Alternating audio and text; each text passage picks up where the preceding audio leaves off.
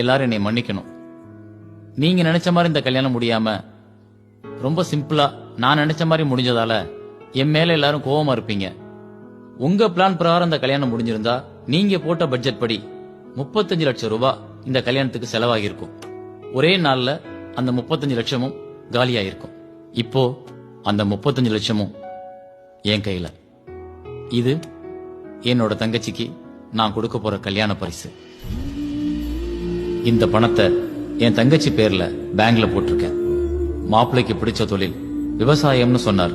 அவர் பேர்ல பொள்ளாச்சிக்கு பக்கமா ஒரு 25 ஏக்கர் நிலம் 5 வருஷம் லீஸுக்கு ரெஜிஸ்டர் பண்ணிருக்கேன். இது அதுக்கான அக்ரிமெண்ட். அவர் உழைப்புல 5 வருஷம் கஷ்டப்பட்டா அதை அவரே சொந்தமாக்கிக்கலாம். பிடிச்ச தொழிலும் அன்பான குடும்பமும் அமைஞ்சிட்டா யாருடைய வாழ்க்கையிலையும் பிரச்சனைகள் வராது. பொருளாதார ரீதியா வர்ற பிரச்சனைகளாலதான் நிறைய குடும்பங்கள்ல டைவர்ஸ் வரைக்கும் போகுது. நம்ம கிட்ட இருக்கிற பணத்தை திருமண சடங்கு சம்பிரதாயம்ன்ற பேர்ல ஒரு நாள் விசேஷத்துக்காக எல்லாத்தையும் செலவு செஞ்சுட்டு 6 மாசத்துல குடும்பம் நடத்த பணம் இல்லாம கணவன் மனைவிக்குள்ள பிரச்சனைகள் வருது. அந்த ஆரம்பம் தான் அடுத்தடுத்து அவங்களுக்குள்ள கேப் போறதுக்கு காரணமா இருக்கு. ஒண்ணு நிம்மதி இல்லாம வாழ்றாங்க, இல்லனா கல்யாணம் செஞ்ச கொஞ்ச நாள்லயே பிரிஞ்சிடுறாங்க.